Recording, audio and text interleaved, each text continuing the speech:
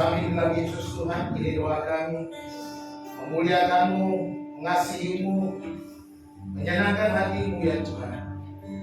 Dan pada saat ini Tuhan, kami menyerahkan seluruh jiwa kami untuk mendengarkan kebenaran firman. Berbicaralah kepada kami ya Bapa. Penuhi kami dengan Roh-Mu yang kudus. Perangi hati kami. Berfirmanlah kepada kami. Dan nyatakanlah kebenaran-Mu ya Tuhan. Terima kasih Bapa Surgawi. Kami menyerahkan waktu dalam tangan-Mu hanya di dalam nama Tuhan Yesus Kristus. Haleluya. Amin. Silakan kembali. Selamat pagi. Shalom. Puji nama Tuhan. Bapak Ibu Saudara dikasih Tuhan, hari ini khotbah saya beri judul Iman yang tak goyah. Iman yang tak goyah. Saya rasa tidak ada orang yang ada di sini tidak mengalami berbagai macam pencobaan, masalah. Tetapi marilah kita belajar untuk kita teguh iman kita, tidak goyah apapun yang kita hadapi. Amin. Mari kita belajar bersama-sama dari firman Tuhan dari kitab Ayub pasal yang ke-13 ayat yang ke-15. Ayub 13 ayat 15. Mari kita membacanya bersama-sama ya. Satu ayat ini secara serentak. Ayub 13 ayat 15. 2, 3. Lihatlah, ia hendak membunuh aku. Tak ada harapan bagiku. Namun aku hendak membela perilakuku di hadapannya. Amin. Berbahagialah kita yang mendengar dan yang melakukan firman Tuhan. Bapak Ibu Saudara yang dikasih oleh Tuhan, sebagian dari kita tentunya sudah pernah mungkin berulang-ulang mendengar kisah Ayub. Ya.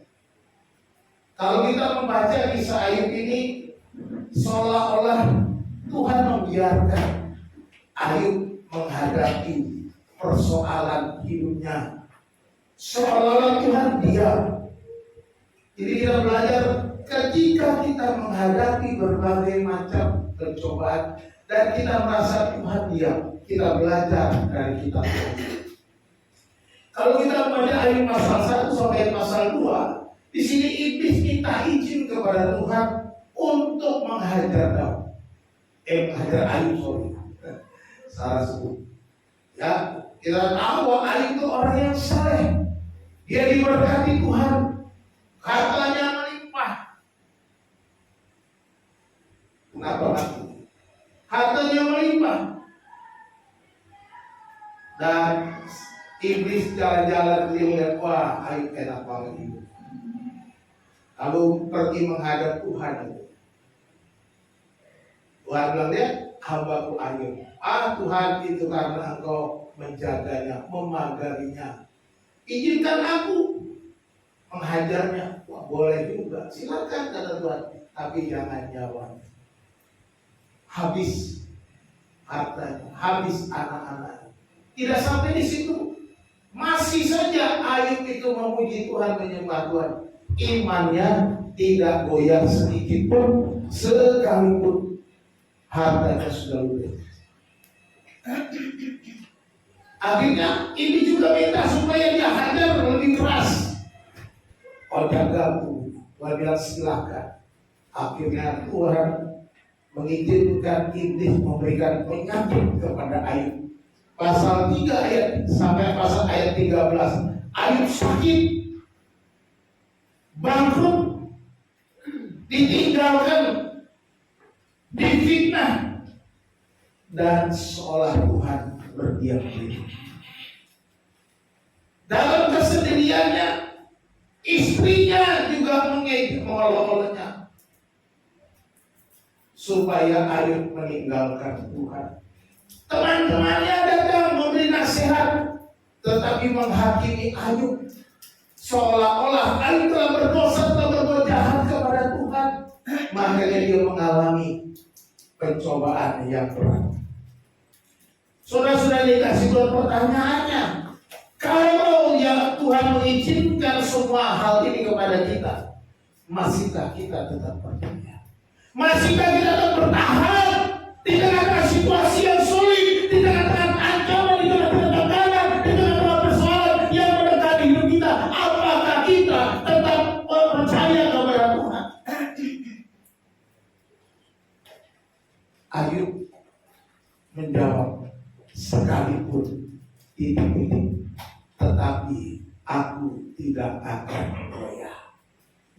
Inilah kita pelajari dari Ayub. Sekalipun apapun yang terjadi dalam hidup kita, maka kita bisa bangkit, tetap beriman kepada Tuhan yang tidak goyah. Kita akan belajar hari ini 3 ciri iman yang tak goyah dari kitab Ayub. Ya. Yang pertama, iman yang jujur di hadapan Tuhan. Iman yang jujur di hadapan Tuhan. Apa adanya. Ketulusan hati.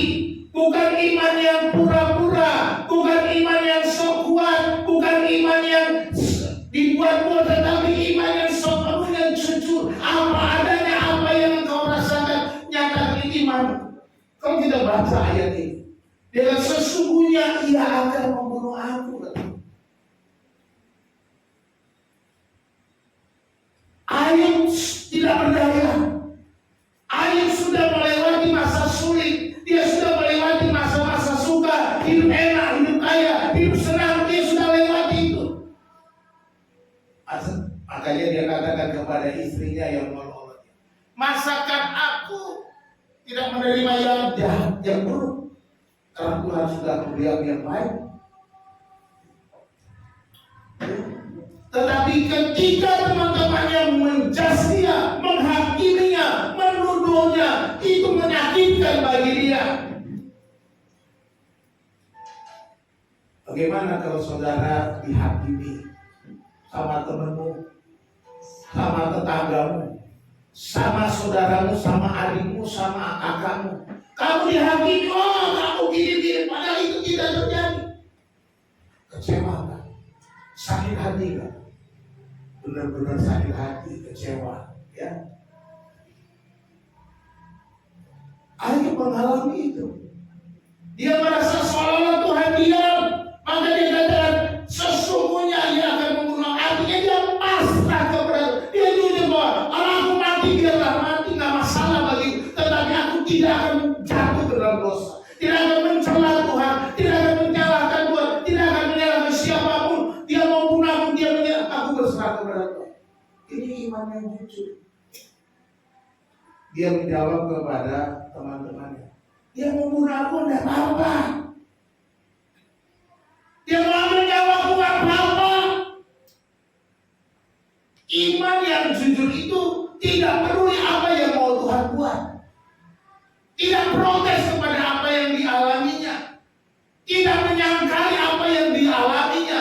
Dia hanya menerima. Dan kalau Tuhan ambil, ambil.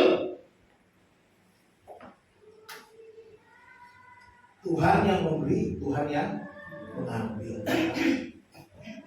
Jadi Ayub tidak munafik. Dia nggak bilang Tuhan aku baik-baik saja, nggak apa-apa. Ya nggak bilang. Itu namanya kemunafikan, kepada pura-pura baik. Pura-pura baik.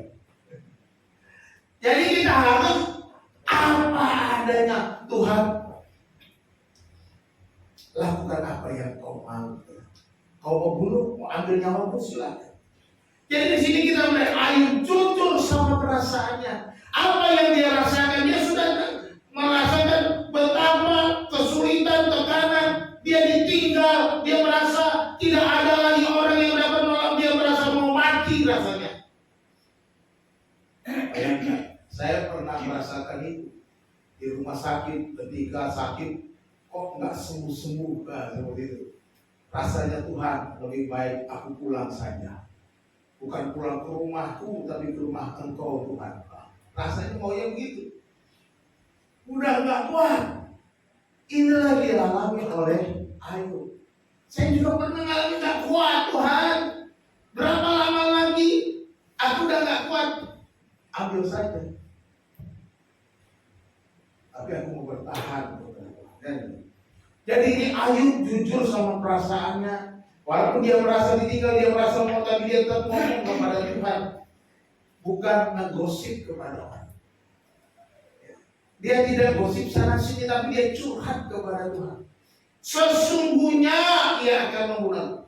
Makanya kalau dibaca ayat selanjutnya kan, tak ada harapan bagiku namun aku hendak membela perilaku di hadapannya. Artinya Ayub menceritakannya kepada Tuhan di hadapan Tuhan. Apapun masalahmu, apapun yang sedang kau alami, apapun yang kau hadapi, curhatnya kepada Tuhan. Curhat, ceritakan kepada Tuhan. Jangan cerita kepada tetanggamu, jangan cerita kepada orang-orang di sekelilingmu. Nanti bisa menjadi gosip, digosok-gosok makin sih. Jadi jangan kita asal curhat. Kalau kita asal curhat, kita bisa malah disalahkan. Lu kali begini-begini, lu kali nggak benar, lu kali begitu. Yang terjadi kita malah sakit hati. Gue kan mau cerita sama lu dengar aja, ngapain lu nyala-nyalain gue? Akhirnya kita berantem. Ini yang terjadi. Bapak Ibu Saudara yang dikasih, ini ciri iman yang tak goyah yang pertama. Yang pertama, tidak menutupi luka. Boleh nangis, nangis. Boleh tanya, kenapa Tuhan? Enggak. Boleh. Curhat kepada Tuhan, ceritakan kepada Tuhan, nangis kepada Tuhan, mengeluh kepada Tuhan. Apa Tuhan, kenapa? Ceritakan tekananmu, ungkapkan, tumpahkan semua kepada Tuhan. Jangan tumpahkan kepada yang lain. Saudara tumpahkan kepada tetanggamu, gue juga punya masalah, bukan lu doang katanya. Semua orang punya masalah, semua punya persoalan. Akhirnya ketika kita curang, kita tumpahkan, lu, gue aja beban gue berat, lu cerita sama orang lain aja. Bisa kita ditolak oleh karena kita salah juga. Tapi datang kepada Tuhan, ceritakan kepada Tuhan, sebab air matamu ditampung oleh Tuhan dalam kirbannya. Jadi tetaplah bawa kepada Tuhan. Ayub datang curhat di hadapannya, di hadapan Tuhan, kepada Tuhan. Dia datang sepenuhnya kepada Tuhan. Jadi iman yang tak goyah bukan berarti selalu senyum. Bukan berarti kita kelihatannya senyum terus, ya. Boleh nangis, ya. Tetapi hancur tetap lapor kepada Tuhan. Ya, jangan cuma nonton, lapor Pak. Nah, yang ketawa pasti tahu, lapor Pak. Suka ketawa-ketawa di lapor Pak, kan gitu ya. Jadi kita harus lapor Tuhan. Beritahukan kepada Tuhan apa yang kau alami. Beritahukan kepada Tuhan apa isi hatimu. Inilah iman yang tak goyah. Dengan segala beban berat yang kau alami, segala macam persoalan mungkin numpuk di hati, mungkin saudara sudah gak kuat, datang ke hadapan. Di hadapan hadiratmu, ya Bapa, ku datang dengan penuh kerinduan. Di hadapan hadiratmu, ya Bapa, segala keangkuhan ku hilang.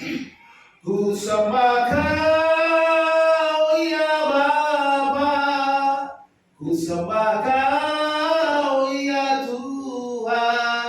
Mari kita datang kepada Tuhan. Jangan merasa sombong, tapi di hadapan Tuhan keangkuhan kita hilang. Bapa, ini ya Bapa. Segala keangkuhan kita harus kuat. Di hadapan Tuhan kita curhat. Yang kedua, iman yang tidak mengandalkan perasaan. Ya, kita lihat, kita harus jujur di hadapan Tuhan. Yang kedua, jangan andalkan perasaan.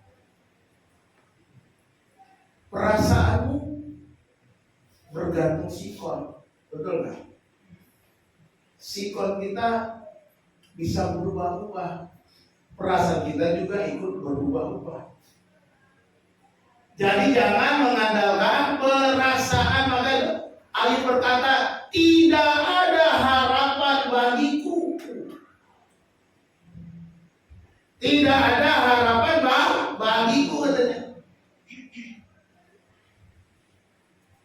Ini kalau kita pikirkan, ini adalah kalimat putus asa yang paling dalam. Secara logikanya harapan ayat itu sudah 0%.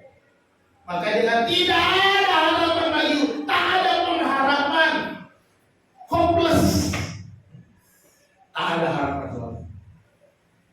Dokter sudah angkat tangan, sahabat nyalahin, dan Tuhan berdiam-diam. Waktu saya melihat orang tua di Yogyakarta, saya lihat sudah gak ada harapan. Cuma kalau saya mengatakan kata-kata yang pahit, kasihan yang benar. Saya cuma ini masih begini, kita tinggal tunggu aja, gitu aja saja. Karena saya lihat udah gak ada harapan. Saya tanya dokter, kenapa ini gak bergerak? Pertama tanya suster bilang, Pak, itu tanggung jawab dokter. Bilang semua normal indikatornya, tetapi kenapa gak bergerak? Itu tanggung jawab dokter. Waktu saya telepon sebelumnya juga, dokter akhirnya sudah menyerah. Dokter bilang pilihan cuma 3, 1 masuk ICU lagi, kedua bawa pulang, ketiga dibangsal tetapi ditungguin 24 jam sama keluarga. Itu artinya dokter sudah bilang hopeless. Nggak ada apa-apa, nggak bisa lagi, tunggu aja, tunggu tanggal main, tunggu waktunya Tuhan. Ya, Tuhan berjanji. Ini yang dialami Ayub, dia karena tidak ada harapan bagiku. Dia melihat dirinya, nggak ada harapan lagi. Dia sudah merasakan kehilangan segala-galanya, kehilangan hartanya, kehilangan anaknya, kehilangan tubuhnya, kesehatannya hilang. Dia merasa sudah tidak ada harapan lagi, 0% pengharapannya. Jadi di sini dia juga perasaan. Ayub mengaku menurut perasaanku dan logikaku ini sudah selesai.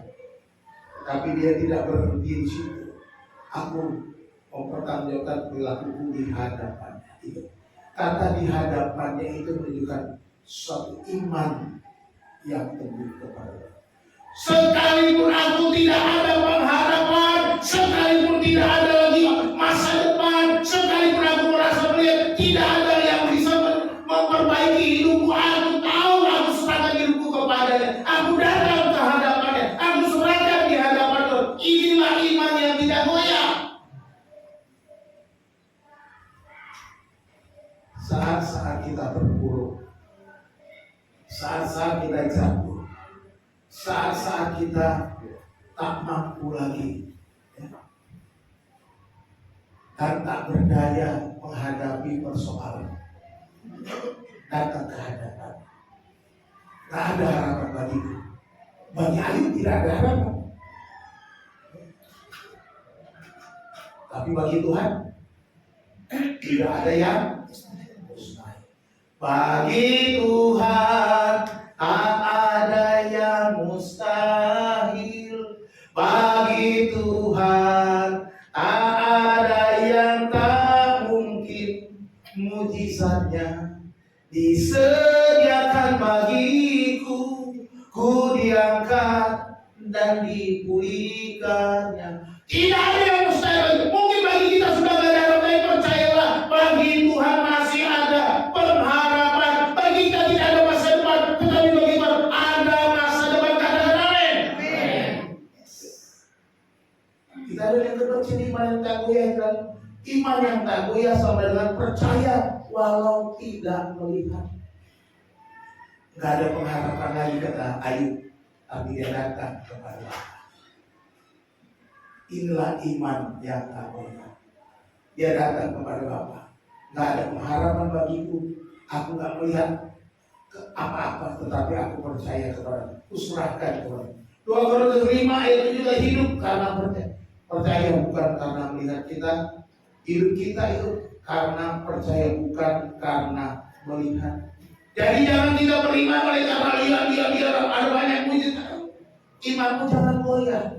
Apapun yang Tuhan kerjakan, apapun yang Tuhan rencanakan, apapun yang Tuhan berikan kepadamu, terima dengan ucapan syukur dan berkata, semuanya aku serahkan kepada Tuhan. Sekalipun gak ada harapan bagiku, aku percaya ada harapan bagi Tuhan. Bapak Ibu yang dikasih Tuhan, jadi jangan mengukur Tuhan dari situasi, tetapi ukurlah situasimu dari Tuhan. Ya.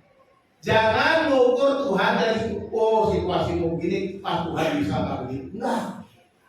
Tapi ukurlah situasimu dari Tuhan. Dari Tuhan kau lihat, Tuhan mampu, Tuhan maha kuasa, Tuhan sanggup, Tuhan dapat, Tuhan bisa melakukan apapun, segala perkara dapat kutanggung di dalam Dia yang memberikan kekuatan kepadaku, kata Rasul Paulus.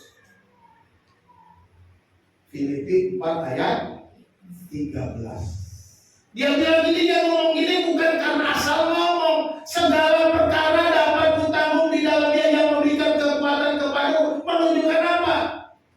Dia sudah mengalami berbagai macam tekanan berat.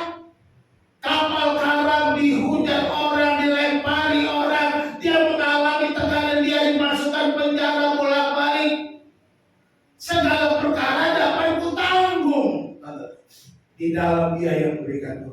Artinya dia tidak bertuhan. Jangan berikan penjara dong. Jangan berikan aku dirajam orang dong. Jangan biarkan aku mengalami kapal. Jangan biarkan aku mengalami kesulitan. Tidak. Paulus tidak minta untuk melepaskan dia dari segala itu. Tapi dia bilang, semua aku dapatkan karena kekuatan. Itu ya. Mari jalani hidupmu dengan kekuatan Tuhan. Mengandalkan Tuhan. Apapun yang menghadapi, ada kekuatan dari Tuhan. The power of God, the power of Jesus yang akan memberi saudara kekuatan, kemenangan, dan saudara bisa melewati masa-masa sulit. Dan apa yang terjadi pada akhirnya, itu adalah rencana Tuhan yang terbaik. Waktu Tuhan pasti yang terbaik. Amin. Waktu Tuhan pasti yang terbaik. Jadi jangan saudara menyalahkan diri, jangan saudara kalau saudara udah gak ada harapan, gak apa-apa. Tapi tetap percaya kepada Tuhan. Datang di hadapan Tuhan, aku gak punya harapan lagi. Semuanya terserah kamu. Semuanya jadilah kehendakmu. Jadi ukurlah situasimu dari pandangan Tuhan. Apapun yang kau alami, coba lihat. Kalau Tuhan melihat ini, kira-kira dia bisa nggak ngatasi? Itu aja. Kira-kira kalau saudara mengalami kesulitan seperti Tuhan melihat, saudara melihat dari pandangan, kira-kira Tuhan bisa ngatasi nggak? Bisa nggak? Bisa. Kalau Tuhan nggak bisa, artinya dia bukan Tuhan. Kan jelas gitu aja. Sebaliknya ke sini. Tetapi saya percaya Tuhan yang saya percaya, yang saya imani dalam Yesus Kristus, Dia mampu, Dia sudah melakukannya. Makanya tadi pagi saya berdoa, selalu saya doa, Tuhan pakai sembuhkan penyakitku, supaya aku dapat bersaksi Engkau hidup, Engkau berkuasa. Itu tujuan. Aku mau bersaksi menyatakan, aku bisa memberitakan Injil, supaya kakiku bisa berkasukan dalam memberitakan Injil damai sejahtera, supaya aku bisa berkata, Allahku hidup, Allahku maha kuasa, Allahku melakukan yang ajaib dalam tubuhku. Itu yang dilakukan. Bukan aku minta yang lain, tapi aku mau supaya apa yang terjadi, aku mau menyaksikan Tuhanku bukan Tuhan kaleng-kaleng. Ya. Kalau Tuhan yang kaleng-kaleng, dia nggak lakukan apa-apa. Tuhan penyembah berhala itu Tuhan kaleng-kaleng. Punya mata katanya, dibuat matanya. Punya telinga, punya tangan, punya kaki, tapi nggak bisa mendengar, nggak bisa melihat, nggak bisa membawa, tidak bisa bicara, tidak bisa berjalan. Itu beda. Itu Tuhan kaleng-kaleng. Tapi Tuhan di dalam Yesus Kristus ada Tuhan yang benar, Tuhan yang tak pernah gagal. Katakan amin. Makanya Ayub bilang, tak ada rencanamu yang gagal. Ada rencana. Itu imannya tak goyah. Yang kedua, jadi jangan mengandalkan perasaan. Yang ketiga, ini menjadi penting. Iman yang tetap memilih taat kepada Tuhan. Iman yang tetap taat kepada Tuhan. Iman yang menjaga integritasnya di hadapan Tuhan. Inilah Ayub. Mari kita lihat. Dikatakan di bagian ayat terakhir. Tetapi aku hendak membela jalanku di hadapannya. Kalau kita membaca itu, sombong banget tuh Ayub ya, bela diri di hadapan Tuhan. Sabar dulu. Mungkin terjemahannya kurang pas. Ya saya selalu sih terima terjemahan ini. Kadang-kadang aku bilang kok dia bela diri di hadapan Tuhan. Berarti dia merasa paling hebat, paling benar. Ampun paling benar, ampun paling hebat, paling rajin. Aku paling rajin kasih Tuhan. Aku paling rajin ke gereja. Aku persembahan yang paling besar. Kenapa aku begini susah Tuhan? Jangan begitu bro. Ini bukan itu. Tetapi aku hendak membela jalanku di hadapan Tuhan. Ini puncak iman kata tetapi. Ini bukan titik balik. Titik balik. Ketika dia berkata, dia mau membunuh aku. Dia jujur. Ini memang saatnya udah hari-hari terakhirku. Tidak ada harapan bagiku. Tapi aku mau membela jalanku. Dia merata membela. Apa yang dimaksud kata membela jalan? Saudara ini dikasih Tuhan. Kata membela jalanku ini dari bahasa Ibrani okiah darki. Darki itu dari kata derek, yaitu jalannya. Darki itu dari jalan okiah. Aku akan mempertahankan integritas. Aku akan mempertanggungjawabkan kehidupanku yang benar di hadapan Tuhan. Jadi ini yang penting, jaga integritasmu. Sekalipun berbagai macam tantangan, pencobaan, persoalan, bahkan penderitaan yang kau alami begitu berat, jaga integritasmu, jaga hidupmu, jangan sampai menjatuh dalam dosa. Ini yang dia Tuhan Ayub. Membela jalanku, berarti dia menjaga integritas. Dia tahu jalanku bagaimana, hidupku seperti apa di hadapan Tuhan. Tuhan tahu, Tuhan melihat dan di hadapan Tuhan aku terbuka. Tidak ada yang tersembunyi. Integritas. Bapak yang dikasih Tuhan. Integritas itu penting. Integritas itu menjadi hal yang paling penting di hadapan Tuhan. Bahkan di dalam kehidupan kita bersosial di tengah-tengah dunia yang jahat ini. Integritasmu tidak akan merugikan dirimu. Sekalipun mungkin secara fisik, secara finansial, secara jasmani, engkau mungkin merasa dirugikan oleh karena integritas. Engkau dikucilkan, engkau dibanci, seolah-olah sok suci, sok benar. Seperti teman-teman, lu sok suci, sok udah kau banyak dosa, minta ampun aja sama Tuhan. Saya bilang, aku akan membela jalan. Aku akan mempertanggungjawabkan hidupku di hadapan Tuhan. Ya. Aku akan pertahankan hidup yang benar di hadapan.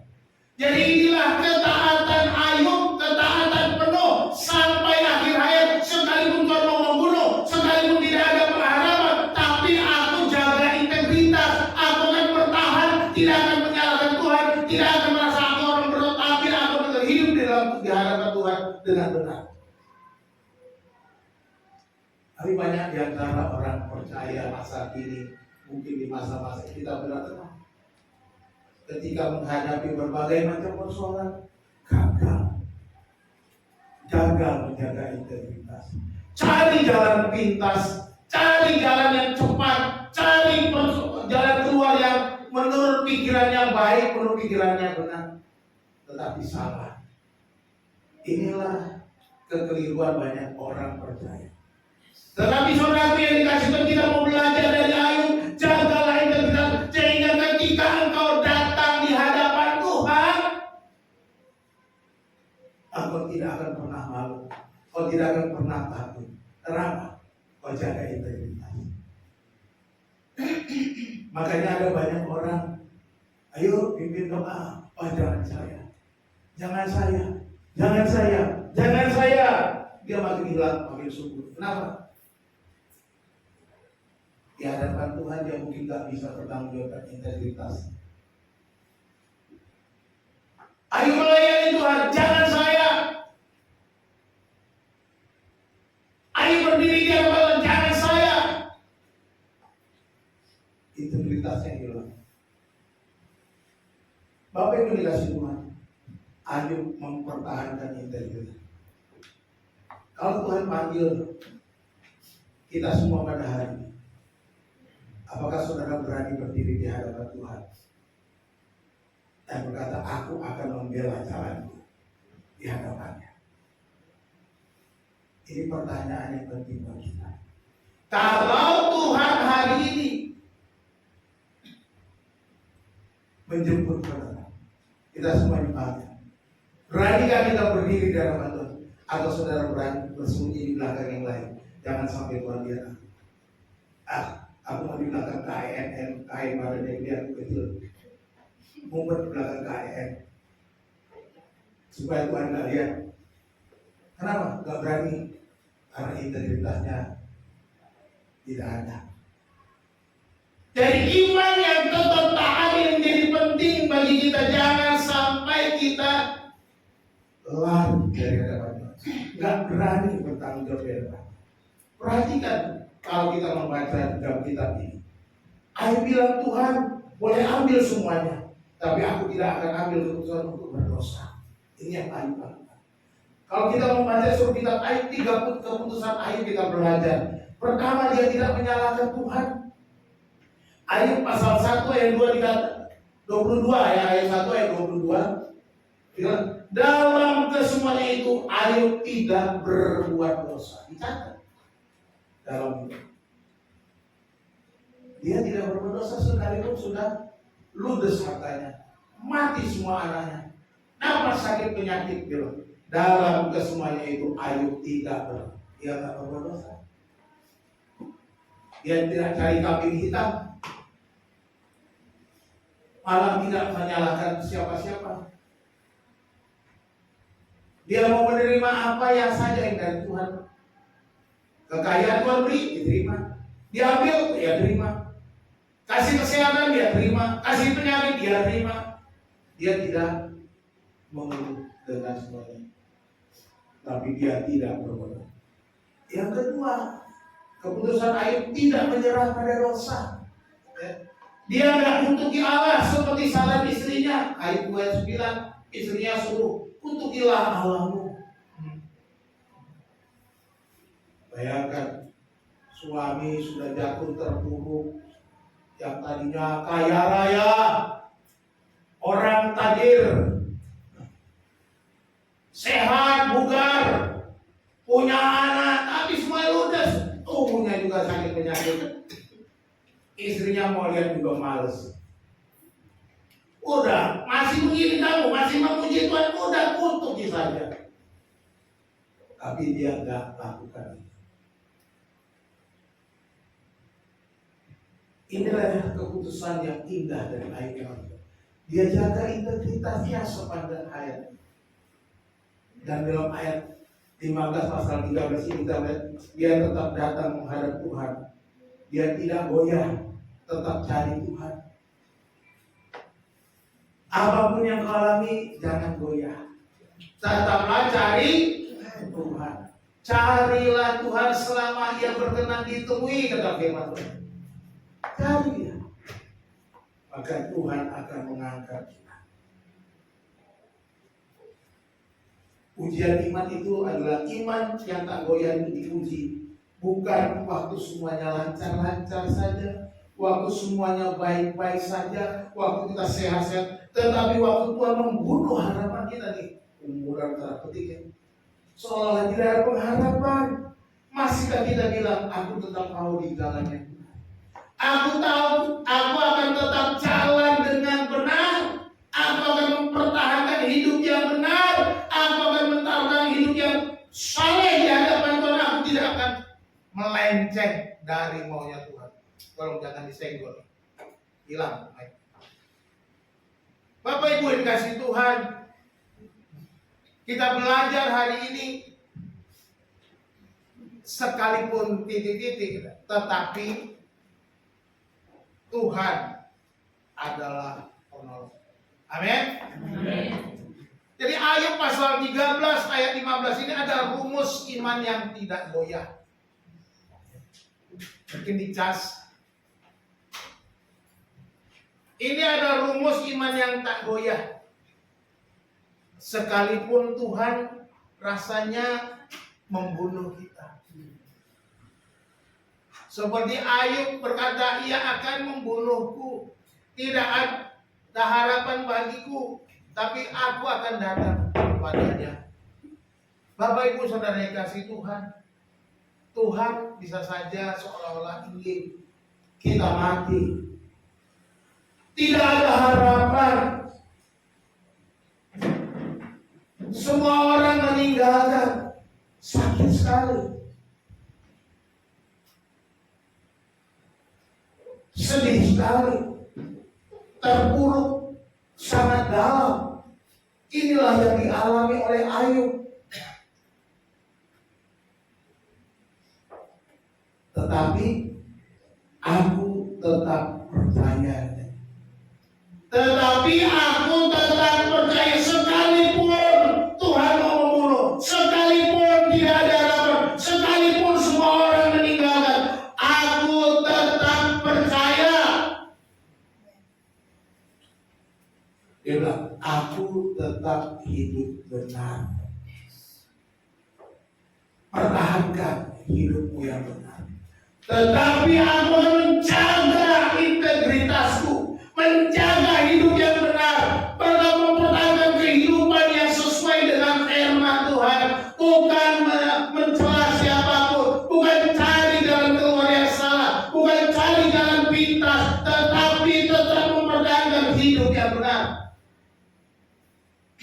Sekalipun Tuhan rasanya membunuh, sekalipun tidak ada harapan, sekalipun semua orang sudah meninggalkan, tetapi aku tetap menghadap kepada Tuhan. Mari kita datang kepada Tuhan. Tetaplah menghadap Tuhan, tetaplah datang kepada Tuhan, tetaplah bercerita kepada Tuhan, tetaplah saudara berharap kepada Tuhan. Apapun. Inilah iman yang tidak goyah. Tidak akan pernah berubah. Apapun yang mengganggu kehidupannya. Tidak akan bergeser imannya sedikit pun. Sekalipun banyak persoalan tantangan yang dihadapinya. Hasilnya apa? Kita baca hasilnya. Ayub 42 ayat 10 apa? Lalu Tuhan memulihkan keadaan Ayub.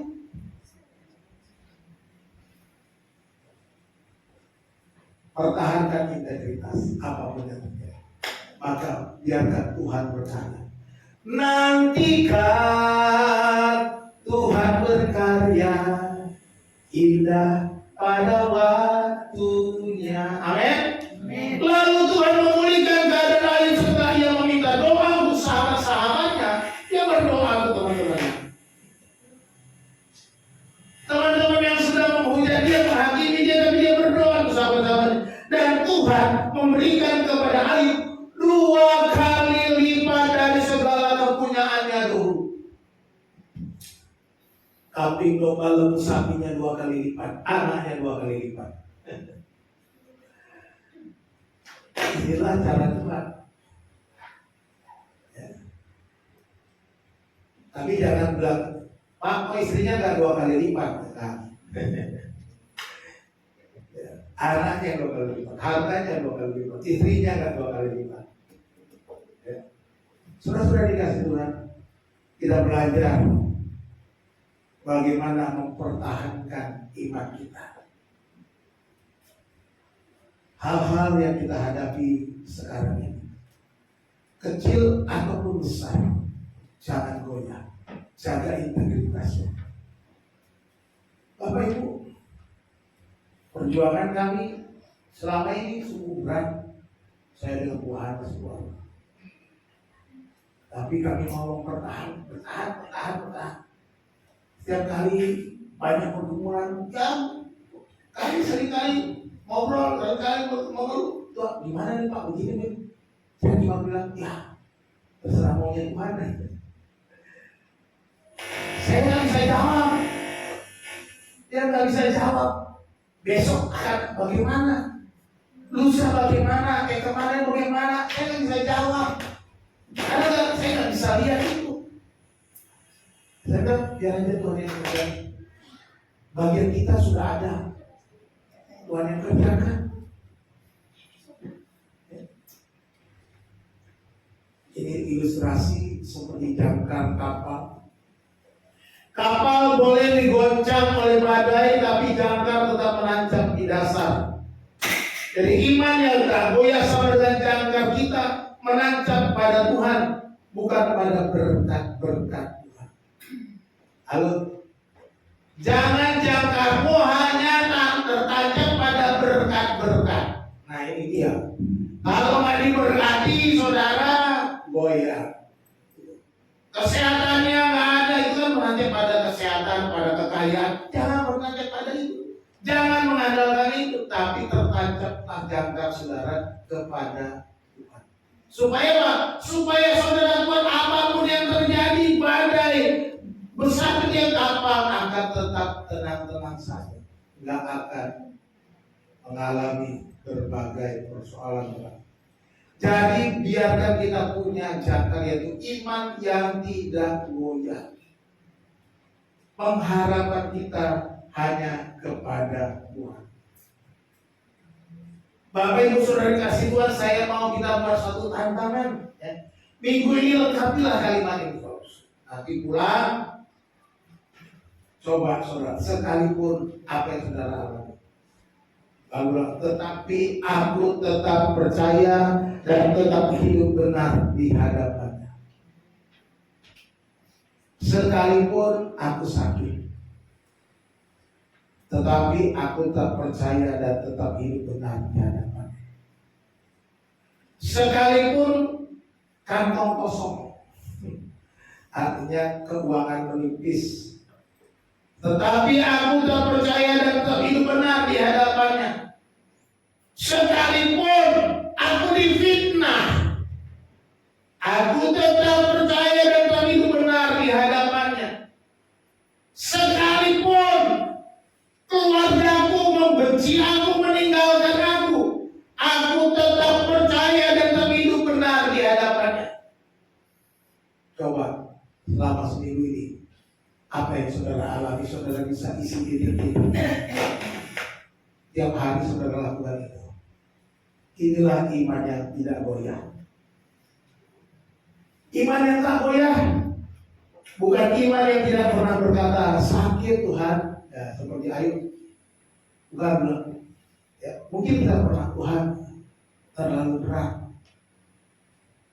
Apa-apa. Tetapi iman yang tetap berkata, aku tetap percaya. Sekalipun berat, sekalipun sakit, sekalipun tidak menyenangkan, sekalipun sudah dari tidak ada pengharapan, aku tetap percaya. Tidak ada pengharapan bagiku, tapi bagi Tuhan enggak. Gitu. Jadi itu yang Tuhan Ayub maksudkan, tidak ada harapan bagi, tapi bagi Tuhan masih ada harapan. Inilah yang harus kita lakukan sebagai orang. Tetap kuat, tidak goyah, apapun yang terjadi. Iman yang tak pernah goyah. Tuhan Yesus memberkati. Kita berdoa. Bapa Surgawi, Bapa yang penuh kasih, Bapa yang kekal, Bapa di dalam Yesus Tuhan, Allah yang hidup, Allah yang disembah oleh Abraham, Ishak dan Yakub, Allahnya Ayub juga, Tuhan yang kami percaya, yang melakukan perkara besar dalam kehidupan Ayub. Kami percaya juga Tuhan sanggup melakukannya bagi kami. Tuhan, apapun yang kami alami saat ini, sakit, penyakit, penderitaan, fitnah, aniaya, dan berbagai macam kesulitan yang kami hadapi, kesulitan finansial, keuangan, kesulitan pekerjaan, kesulitan dalam berbagai macam perkara di tengah-tengah dunia yang jahat ini, Tuhan, kami tetap percaya kepada-Mu. Di dalam Tuhan pasti ada jalan keluar. Tuhan akan melakukan hal-hal yang berkenan. Tuhan, berikanlah kami kekuatan ya Tuhan, supaya kami dapat menanggung semua perkara ini, sehingga kami boleh hidup dalam kemenangan. Terima kasih Bapa di dalam surga. Kami mengucap syukur di dalam firman Tuhan yang sudah kami dengar. Biarlah Engkau Tuhan terus berbicara kepada kami, mengingatkan kami, supaya iman kami tidak goyah sedikit pun. Di dalam nama Tuhan Yesus Kristus kami sudah berdoa. Haleluya. Amin. Terima kasih Bapak memberkati. Saya serahkan kepada yang menyampaikan warta.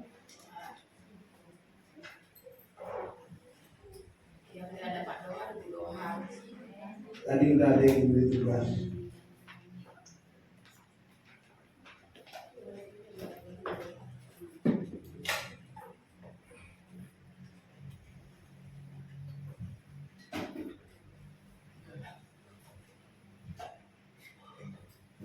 Terima kasih. Saya akan membacakan warta untuk minggu ke depan, 1 minggu ke depan. Hari Rabu tanggal 29 Juli ada Rabu Gembira jam 16 sampai jam 17.30 tempat di TK Mangan.